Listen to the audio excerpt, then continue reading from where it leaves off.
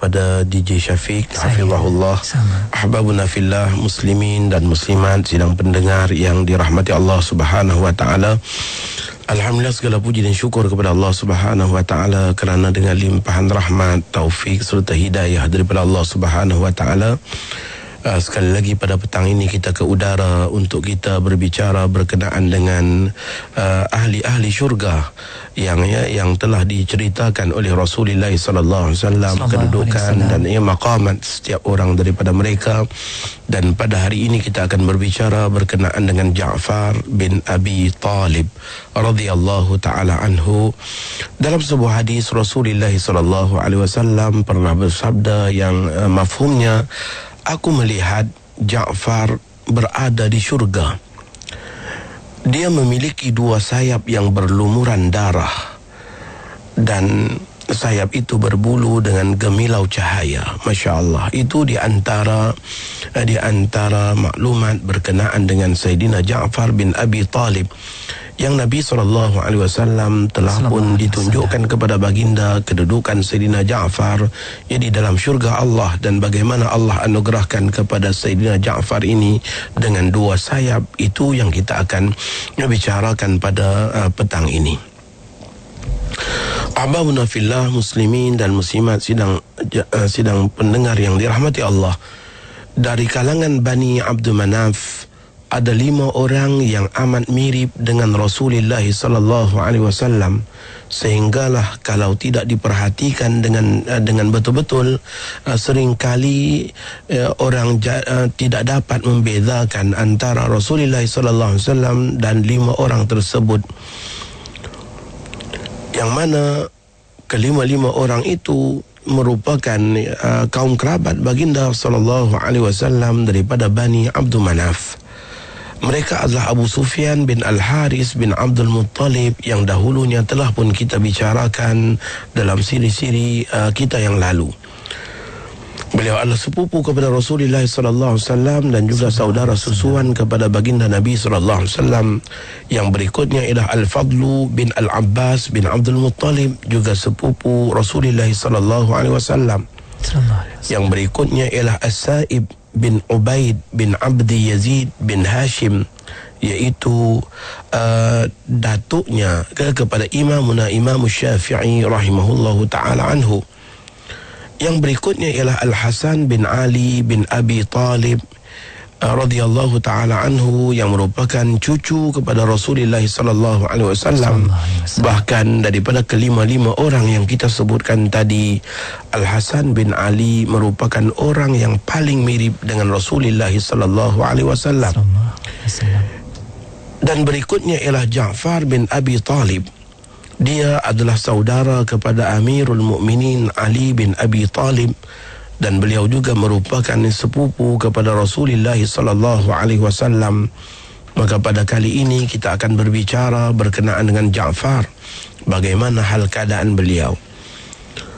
Abu Talib, sekalipun dia adalah orang yang terpandang di kalangan bangsanya, maksudnya orang yang terkemuka di kalangan bangsanya, yang memiliki posisi dan kedudukan penting dalam kaumnya, namun beliau merupakan orang yang hidupnya sederhana, yang kadangkala menghadapi juga kesulitan dalam kehidupannya berkeluarga. Keadaan tersebut semakin bertambah sulit dengan datangnya tahun kemarau yang panjang. Dalam hal keadaan bangsa Arab Quraisy pada ketika itu tidak ada bekalan makanan yang cukup, dan haiwan ternak pun tidak dapat mengeluarkan susu yang banyak, membuatkan hidup mereka dalam hal keadaan terpaksa mencatu makanan, dan dalam hal keadaan tidak cukup bekalan makanan. Di kalangan Bani Hashim pada ketika itu tidak ada orang yang mempunyai keluasan dan kelapangan hidup kecuali Nabi Muhammad sallallahu alaihi wasallam dan juga bapa saudaranya Al-Abbas. Maka baginda sallallahu alaihi wasallam berkata kepada Al-Abbas, "Wahai bapa saudaraku, sesungguhnya saudaramu Abu Talib ramai keluarganya. Engkau tahu sendiri bagaimana keadaan kesusahan, dengan kemarau yang sedang kita hadapi, serta dengan keadaan kebuluran yang sedang menimpa kepada kaum Quraisy. Marilah kita ke rumahnya untuk menanggung sebahagian keluarganya. Aku akan menanggung seorang anaknya, dan engkau pun menanggung seorang lagi dari anaknya, yakni mengambil seorang daripada anak Abi Talib untuk dijadikan mereka yang berada di bawah tanggungan mereka. Sehinggalah keduanya daripada Nabi SAW dan juga Al-Abbas itu dapat mencukupkan kehidupan dua orang putra Abi Talib tersebut. Al-Abbas berkata, engkau telah mengajak kepada hal kebaikan dan engkau menyeru kepada kebajikan. Lalu mereka berdua berangkat dan bertemu dengan Abi Talib. Kedua-duanya berkata, kami datang berniat untuk meringankan beban keluargamu, sehingga kesulitan dan penderitaan ini hilang dari orang ramai. Maka Abu Talib berkata, kalian boleh mengambil siapa sahaja daripada ahli keluargaku selain daripada Aqil, anak sulungku. Maka baginda SAW mengambil Sayyidina Ali dan menjadikan Ali bin Abi Talib sebagai sebahagian daripada ahli keluarga baginda yang ditampung perbelanjaan hidupnya. Manakala Al-Abbas pula telah mengambil Ja'far dan menjadikannya sebahagian daripada keluarga beliau. Ali terus tinggal bersama Rasulullah SAW sehinggalah Allah Subhanahu wa taala mengutuskan baginda sebagai seorang nabi yang membawa agama petunjuk dan kebenaran. Dialah yang menjadi orang pertama yang memeluk Islam dari kalangan para pemuda. Manakala Ja'far pula terus tinggal dengan bimbingan bapa saudaranya Al-Abbas sehinggalah beliau membesar dewasa memeluk Islam dan ia hidup dengan penuh kesenangan bersama Al-Abbas. Ja'far bin Abi Talib berserta istrinya Asma binti Umais telah bergabung dengan rombongan kaum muslimin dalam perjalanan pertama mereka untuk berhijrah pada jalan Allah Subhanahu wa taala, yaitu berhijrah ke Habsyah. Mereka berdua memeluk Islam berkat daripada ajakan Sayyidina Abu Bakar As-Siddiq radhiyallahu taala anhu sebelum Rasulullah sallallahu alaihi wasallam masuk ke rumah Arqam bin Abil Arqam, bermaksud Ja'far dan istrinya Asma binti Umais adalah orang yang terawal memeluk Islam dalam kumpulannya kurang daripada 40 orang yang terawal memeluk Islam.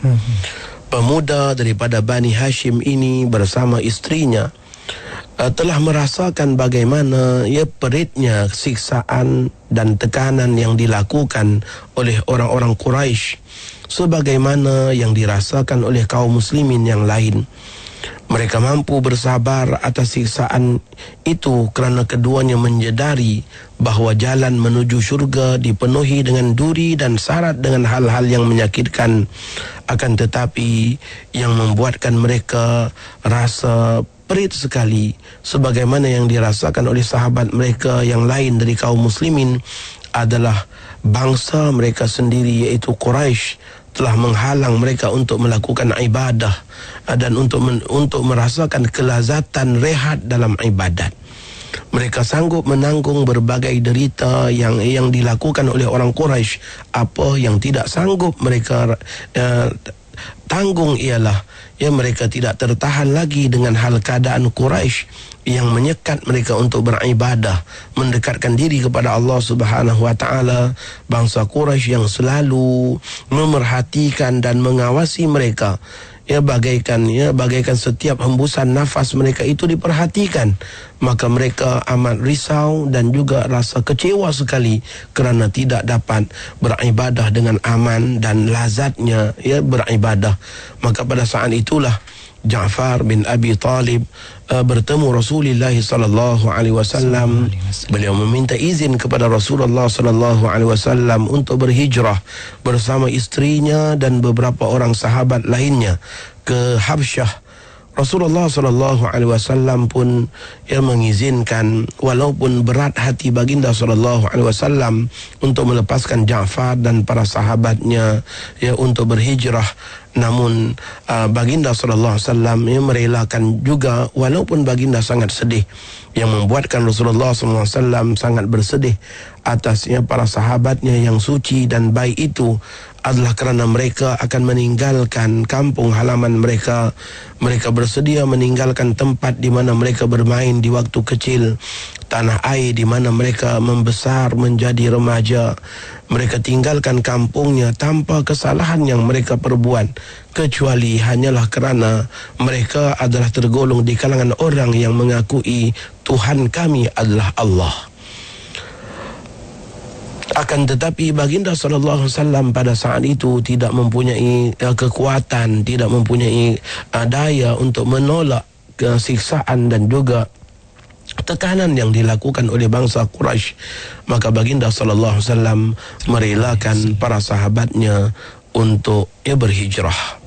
Kita akan sambung kemudian bagaimana hijrahnya Sayyidina Ja'far bin Abi Talib dan bagaimana cabaran-cabaran yang mereka hadapi ketika mana mereka berhijrah, insya-Allah. Allah, itu dia mukadimahnya terhadap Sayyidina Ja'far bin Abi Talib oleh Ustaz Muhammad Hazri Hashim Al-Bindani. Yang boleh dikatakan Ja'far bin Abi Talib ini adalah orang yang sangat dekat dengan Rasulullah dan juga golongan-golongan para sahabat, Ustaz. Ya. Dan juga apatah lagi sifat pribadinya yang terus mengikuti sifat pribadi Rasulullah sallallahu alaihi wasallam. Sahabat pendengar sekalian, kita akan ikuti sambungan kisah Ja'far bin Abi Talib kejap lagi. Kita nak rehat seketika. Untuk anda, jangan ke mana-mana, terus setia bersama dengan kami, IKIM FM. Kembali bersama kami di IKIM FM, waktu ini bertemankan bersama saya Syafiq Saleh menerusi destinasi IKIM FM, dan waktu ini rancangan Hai Sahabat. Seperti biasa kita bersama dengan Ustaz Muhammad Hazri Hashim Al-Bindani yang membawakan kisah pengajaran daripada Sayyidina Ja'far bin Abi Talib. Baik Ustaz, kita nak teruskan lagi sambungan kisah. Ahbabuna fillah, sesudah mendapat keizinan daripada Rasulullah SAW agar mereka berhijrah, maka berangkatlah rombongan kaum muhajirin yang pertama ke Habsyah. Salah seorang daripada mereka adalah Ja'far bin Abi Talib. Mereka tinggal di sana dengan jaminan keamanan daripada Raja Najasyi yang merupakan pemimpin Habsyah yang terkenal dengan sifat keadilan dan kesolehannya yang beragama dengan agama Nasrani. Akhirnya pertama kali mereka mendapat rasakan aman sejak mereka memeluk Islam, dan mereka merasakan nikmat ibadah tanpa ada yang mengganggu kenikmatan ibadah mereka ataupun yang mengacau serta memberikan tekanan kepada mereka ketika mana mereka dapat melaksanakan ibadah dengan baik. Namun begitu, orang-orang Quraisy yang mengetahui keberangkatan rombongan kaum muslimin menuju ke Habsyah untuk mendapatkan perlindungan Raja Habsyah demi ketenangan beribadah mereka dan agama mereka, demi keamanan akidah mereka, orang-orang Quraisy yang mengetahui hal tersebut merancang untuk membunuh rombongan muslimin ini atau mengiringi mereka masuk ke dalam sebuah penjara yang besar, iaitu mengembalikan mereka ke kota Mekah di dalam penguasaan bangsa-bangsa Quraisy. Maka pada saat itu berlakulah suatu kisah yang disebutkan oleh Ummu Salamah yang telah menceritakan dengan panjang lebar sebagaimana yang diriwayatkan oleh para ulama. Ummu Salamah berkata, ketika kami tiba di negeri Habsyah, kami merasakan pelindungan yang amat baik bagi diri kami sehingga kami merasa aman dalam menjalankan kehidupan beragama. Kami dapat beribadah kepada Allah tanpa ada siksaan atau ucapan yang menyakitkan hati kami. Namun apabila Quraisy mendengar khabar tentang kami, mereka segera mengirimkan 2 orang yang paling gagah di antara mereka untuk menemui Raja Najasyi. Kedua-dua mereka itu adalah Amr bin Al-As dan Abdullah bin Abi Rabi'ah. Mereka berdua dibekalkan dengan hadiah yang akan diberikan kepada An-Najasyi dan kepada para pemuka-pemuka agama di sana. Hadiah tersebut adalah barang-barang yang disukai oleh penduduk Habsyah dari negeri Hijaz. Suku Quraisy juga berpesan kepada kedua utusan ini agar memberikan hadiah kepada para pemuka agama terlebih dahulu sebelum mereka menghadap An-Najashi untuk membicarakan urusan tentang hal-hal kami.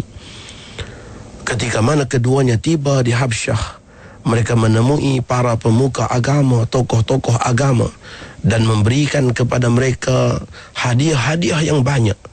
Tidak ada seorang pun daripada ketua-ketua agama tadi yang tidak mendapat hadiah dari kedua-dua utusan tersebut.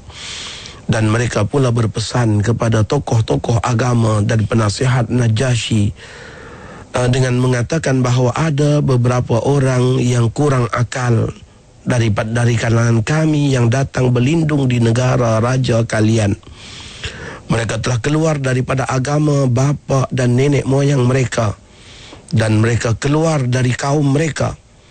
Jika kami berbicara kepada raja kalian tentang orang-orang tersebut, maka beritahu kepada raja kalian untuk menyerahkan budak-budak ini kepada kami, yakni menyerahkan orang-orang tersebut kepada kami tanpa perlu menanyakan agama mereka, kerana para pemimpin suku mereka amat mengerti tentang hal keadaan orang-orang ini dan lebih faham apa yang sedang mereka anut. Maka para pemuka agama, tokoh-tokoh agama itu pun bersetuju untuk memberikan sokongan kepada dua orang wakil tersebut. Ummu Salamah berkata, tidak ada yang lebih kami benci daripada Amr dan juga sahabatnya pada ketika itu, kerana mereka merupakan orang yang sangat licik, dan kami bimbang Raja Najashi akan terpengaruh dengan kelicikan keduanya ketika mana mendengar perbicaraan mereka nanti tentang kami. Lalu keduanya datang menghadap Raja Najashi dan memberikan hadiah kepadanya. Raja Najashi sangat senang dengan hadiah itu. Kedua-dua mereka lalu berbicara dengan Raja Najashi dengan mengatakan, wahai paduka raja, di negeri kami telah keluar sekumpulan orang-orang yang kurang akalnya. Mereka telah datang dan berlindung di sini. Mereka membawa agama yang tidak kami ketahui, sebagaimana engkau juga tidak mengetahui tentang agama itu. Mereka meninggalkan agama kami, namun mereka juga tidak masuk mengikut agamamu, wahai raja.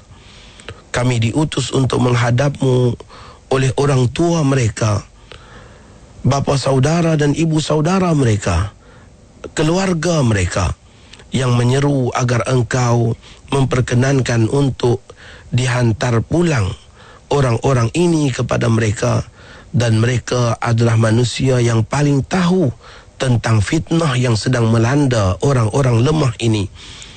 An-Najashi melihat ke arah para pemuka agama pada ketika itu, Masya Allah, dilihat kepada orang-orang yang sudah kenyang dengan rasuah. Lalu beliau pun bertanya kepada mereka, apa pandangan kalian? Maka terus tokoh-tokoh agama itu mengatakan, benar kata mereka berdua, wahai paduka raja. Kaum mereka lebih tahu dan faham akan apa yang telah diperbuatkan oleh orang-orang ini. Maka kembalikanlah mereka kepada kaumnya, biar kaum mereka sendiri yang memutuskan hal keadaan mereka. Maka pada ketika itu murkalah Raja Najashi yang terkenal dengan keadilan dengan ucapannya tokoh-tokoh agama. Beliau berkata kepada mereka, tidak, demi Allah, aku tidak akan menyerahkan mereka kepada sesiapa pun sehingga aku memanggil mereka semua dan bertanya kepada mereka sendiri apa yang telah dituduh kepada mereka itu adakah benar. Jika mereka benar seperti apa yang dikatakan oleh dua orang utusan ini, maka aku akan menyerahkan mereka kepada keduanya untuk dibawa pulang. Jika mereka tidak sebagaimana yang dikatakan, maka aku akan memberi perlindungan bagi mereka dengan sebaik-baik perlindungan. Ummu Salamah terus bercerita lagi, kata beliau, kemudian An-Najashi mengutuskan seorang utusan untuk memanggil kami agar menghadapnya. Lalu kami berkumpul sebentar sebelum berangkat menghadap Raja Najashi. Sebahagian dari kami ada yang berkata raja akan bertanya tentang agama kalian. Maka katakanlah terus terang apa yang kalian anuti. Biarkan yang menjadi juru bicara kita pada kali ini adalah ketua kita Ja'far bin Abi Talib. Jangan ada seorang pun yang lain berbicara.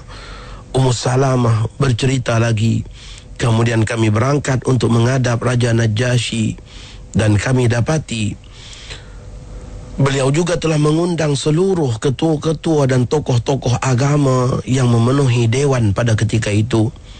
Mereka semua duduk di sampingnya, kiri dan kanan Raja Najasyi. Mereka semua memakai tailasan, iaitu memakai pakaian mereka dan menghiasi kepala mereka ya dengan perhiasan-perhiasan. Mereka juga memegang kitab-kitab suci agama mereka. Kami juga melihat di sudut yang lain adanya Amr bin Al-As dan Abdullah bin Abi Rabi'ah yang tak jauh daripada Raja Najasyi sebagai wakil Quraisy yang turut sama akan mendakwa kami. Ketika mana kami berada di majlis itu, apakala Raja Najasyi melihat ke arah kami, lalu beliau bertanya, apakah agama yang baru yang kalian anuti sehingga kalian telah meninggalkan agama kaum kalian, dan kalian juga tidak memeluk agama yang sedang aku anuti? Apakah kalian menganut suatu agama yang tidak diketahui oleh manusia lain? Maka pada ketika itu tampil ke hadapan sebagai wakil kaum muslimin untuk berbicara dengan Raja Najasyi adalah Sayyidina Ja'far bin Abi Talib. Dengan perawakannya yang tenang, wajahnya yang mirip dengan wajah Rasulullah SAW, ketenangan yang ada pada dirinya umpama ketenangan yang ada pada kekasihnya Rasulullah. Beliau lantas berkata, wahai Raja, kami dahulunya adalah kaum yang sangat jahil, yang menyembah berhala. Kami juga adalah kaum yang memakan bangkai. Kami melakukan perbuatan keji dan kami memutuskan tali silaturahim. Kami adalah kaum yang suka mengganggu jiran tetangga. Yang kuat di antara kami akan menjadikan orang-orang lemah sebagai mangsanya. Kami hidup dalam hal keadaan sentiasa seperti itu, dalam kejahilan itu, sehinggalah Allah Subhanahu wa ta'ala mengutuskan seorang Rasul kepada kami yang kami kenal nasab keturunannya, kami tahu kejujurannya, kami juga tahu akan sifat amanah dan harga dirinya. Rasul kami itu telah mengajak kami untuk kembali ke jalan Allah, agar kami mahu mengesahkan Allah, menyembahnya dan meninggalkan apa yang pernah kami lakukan dan begitu juga nenek moyang kami sembah selain daripada Allah, yaitu dengan menyembah batu-batu dan berhala. Rasul itu memerintahkan kami untuk berkata jujur dan menunaikan amanah. Ia juga memerintahkan kami untuk menghubungkan hubungan silaturahim dan untuk menjaga hubungan kekeluargaan dan hubungan tetangga dengan baik. Rasul itu juga mencegah kami daripada perbuatan-perbuatan haram dan pertumpahan darah. Baginda juga melarang kami untuk mengerjakan perbuatan keji dan ucapan-ucapan dosa, memakan harta anak yatim dan menuduh wanita-wanita yang terhormat. Rasul itu memerintahkan kami agar beribadah kepada Allah Subhanahu wa ta'ala, agar kami tidak lakukan kesyirikan terhadap Allah. Kami juga diperintahkan untuk mendirikan salat. Kami meyakininya, kami beriman kepadanya, kami mengikuti Rasul kami dengan apa yang diwahyukan kepadanya dari sisi Allah. Maka kami menjalankan apa yang halal dan kami menolak apa yang haram dalam kehidupan kami. Maka tidak ada yang lain yang dapat kami lakukan kecuali dengan bersungguh-sungguh berpegang dengan agama itu. Namun kami dimusuhi oleh kaum kami. Kita akan sambung kemudian. Alhamdulillah, insyaAllah Ustaz. Kita akan sambung lagi selepas ini. Nak tahu dengan lebih lanjut berkaitan dengan kisah Saidina Ja'far bin Abi Talib. Untuk anda, jangan ke mana-mana, terus setia bersama dengan kami hanya di IKIM FM. Ala Sayyidina Muhammad wa ala alihi wa sahbihi wasallam. Alhamdulillah, rakan-rakan pendengar sekalian, kita kembali waktu ini bersama rancangan Haitus Sahabah. Kita nak sambung kembali kisah pengajaran daripada Saidina Ja'far bin Abi Talib bersama dengan Ustaz Muhammad Hazri Hashim Al-Bindani. Silakan Ustaz. Ahbabuna fillah, sidang pendengar yang dirahmati Allah Subhanahu wa taala, kata-kata Sayyidina Ja'far bin Abi Talib itu sangat menggugah hati dan perasaan seluruh hadirin. Ketegasan beliau dalam berbicara, kepetahan beliau dalam menyusun kata, dan begitulah juga keindahan bahasa yang digunakannya, mudah dipahami oleh Raja Najasyi. Bagaimana runtunan hati tiap orang daripada mereka yang mengharapkan keamanan. Ja'far terus berkata, mereka menyiksa kami dengan begitu teruk sekali agar dapat mengeluarkan kami daripada kesetiaan kami kepada agama ini. Mereka ingin mengembalikan kami kepada penyembahan berhala. Ketika mana mereka semakin kuat menganiayai kami, menindas kami, menyiksa di kalangan orang-orang lemah di kalangan kami, mereka juga telah menyempitkan seluruh ruang hidup kami. Mereka juga mengganggu kami dalam ibadat-ibadat kami untuk mendekatkan diri kepada Tuhan kami. Mereka menghalang kami melakukan kehidupan beragama. Maka kami dengan rela hati telah keluar daripada tanah air kami menuju ke negerimu ini, wahai Raja Najasyi. Dan kami mengharapkan pelindunganmu, serta tidak akan ada aniaya terhadap kami ketika mana kami berada di bawah kekuasaanmu. Ummu Salamah radhiyallahu taala anha meneruskan ceritanya. Kata Ummu Salamah, Raja Najasyi melihat ke arah Ja'far bin Abi Talib. Lalu beliau bertanya, apakah ada yang kalian bawa daripada apa yang disampaikan oleh Nabi kalian? Jika benar beliau seorang Nabi, sudah semestinya akan diturunkan wahyu-wahyu Allah kepadanya. Cubalah kau bacakan dan perdengarkan kepada kami berkenaan dengan apa yang dibacakan oleh Nabimu kepada kalian. Maka Sayyidina Ja'far bin Abi Talib radhiyallahu ta'ala anhu membacakan. Kita lihat bagaimana pintarnya Sayyidina Ja'far ketika mana diminta oleh Raja Najasyi untuk membacakan ayat-ayat yang diturunkan pada baginda Nabi. Sayyidina Ja'far sengaja memilih ayat-ayat yang boleh menyentuh hati Raja Najasyi, yaitu ayat berkenaan dengan Siti Maryam, ayat berkenaan dengan Isa. Lalu dibacakan kepada beliau, Bismillahirrahmanirrahim, Kaf ha ya ain sad, Zikru rahmati rabbika abdahu Zakaria, idh nada rabbahu nidaan khafiyya, Qala rabbi inni wahana al-'azmu minni washta'ala ar-ra'su shayba, Walam akum bidu'aika rabbi syaqiyya. Yang dibacakan ini, yang mafhumnya ialah penjelasan tentang rahmat Tuhan kamu kepada hambanya Zakaria, yaitu tatkala dia berdoa kepada Tuhannya dengan suara yang lembut.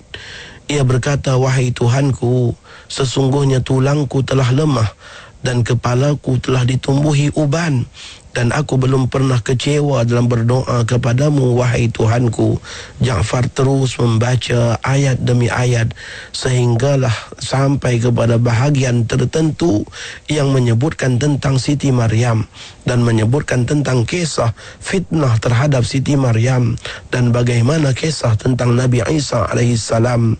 Maka pada ketika itu menangislah An-Najasyi sehinggalah janggutnya basah disebabkan air matanya sendiri.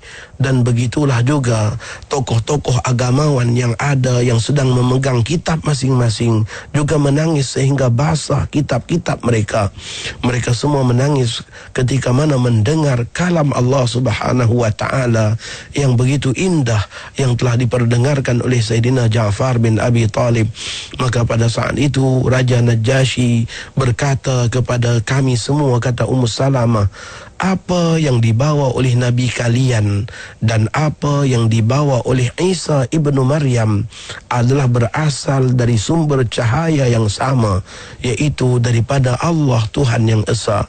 Kemudian An-Najasyi menoleh ke arah Amru bin Al-As dan kepada sahabatnya, lalu berkata kepada mereka berdua, pergilah kalian berdua, demi Allah aku tidak akan menyerahkan mereka kepada kalian berdua untuk selama-lamanya. Ummu Salamah berkata, tatkala kami mendengar kata-kata Raja Najasyi itu, kami begitu gembira. Ketika mana Amru bin Al-As dan sahabatnya keluar daripada dewan tersebut, Amru bin Al-As dan sahabatnya masih cuba untuk mengancam kami. Demi Allah, kata Amru, aku akan datang esok kepada raja itu. Aku akan menceritakan kepadanya tentang mereka yang dapat menimbulkan kebencian raja itu kepada mereka. Aku akan membuatkan raja tersebut mengusir mereka keluar daripada negara ini. Maka berkatalah Abdullah bin Abi Rabi'ah kepadanya, janganlah kau lakukan itu wahai Amr. Mereka semua berasal dari keluarga kita, meskipun mereka telah meninggalkan kita. Namun Amru bin Al-As tetap bertegas. Beliau mengatakan, tidak, jangan kau campuri urusanku. Demi Allah, aku akan menceritakan kepada raja itu apa yang dapat membuat mereka semua resah. Aku akan menceritakannya kepada raja bahawa mereka menganggap bahawa Isa bin Maryam hanyalah seorang hamba biasa. Masya Allah. Itu liciknya Amr bin Al-As. Maka keesokan harinya datanglah Amr bin Al-As menghadap Raja Najasyi dan berkata lagi kepadanya, wahai paduka raja, orang-orang yang engkau beri perlindungan itu mengatakan sesuatu perkataan keji terhadap Isa bin Maryam. Kalau tidak percaya, panggillah mereka. Tanyakan sendiri apa yang mereka katakan terhadap Isa bin Maryam. Ummu Salamah yang meneruskan ceritanya, ketika mana kami mengetahui hal itu, kami rasa amat bimbang dan khawatir. Kami belum pernah merasakan kebimbangan yang sehebat itu sebelumnya. Sebahagian daripada kami berkata, apa yang bakal kalian katakan tentang Isa bin Maryam? Jika raja menanyakannya, maka mereka semua dalam kebimbangan.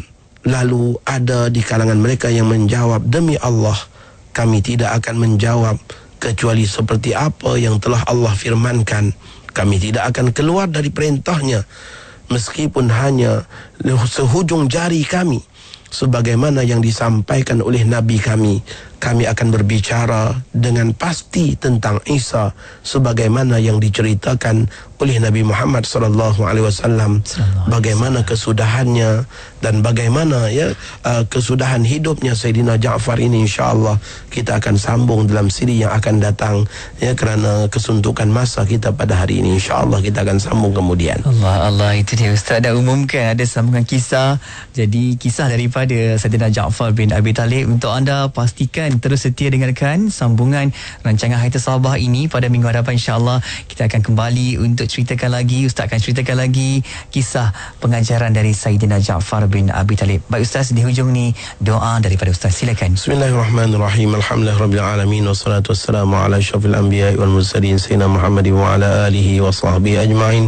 Ya Allah ya Arhamar Rahimin, kami mendadahkan tangan kehambaan kepadamu ya Allah, bersyukur di atas nikmat iman, Islam, taqwa, taat yang telah kau berikan kepada kami ya Allah. Justru itu ya Allah kami mohon kepadamu ya Allah, tetapkanlah iman kami, tetapkanlah hati kami ya Allah dalam ketaatan kepadamu. Bimbinglah tiap-tiap orang daripada kami dan seluruh ahli keluarga kami, bahkan seluruh umat Nabi Muhammad SAW untuk kembali kepada landasan yang benar yang dibawa oleh Nabimu ya Allah, agar kami sentiasa bersatu hati, agar kami sentiasa taat dengan takwa dan juga dengan keimanan yang terpatri di hati. Ya Allah, janganlah Engkau belokkan hati kami kepada suatu yang Engkau murkai. Ya Allah, jauhilah kami daripada fitnah-fitnah dan pancaroba yang menjauhkan kami daripada rahmat-Mu. Ya Allah, ya Arhamar Rahimin, saksikanlah pada setiap hati di kalangan kami pada saat ini bagaimana melonjaknya hati tiap-tiap orang daripada kami, mengharapkan pengampunan-Mu, mengharapkan belas kasih-Mu, mengharapkan perhatian-Mu.